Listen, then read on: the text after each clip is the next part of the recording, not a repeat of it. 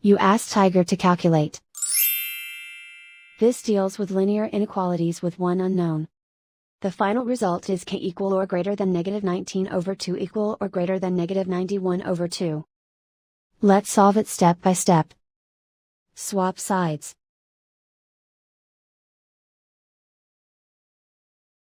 Isolate the k. Divide both sides by 2.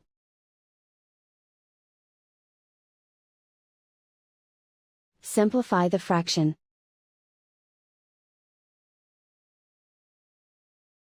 Plot the solution on a coordinate grid.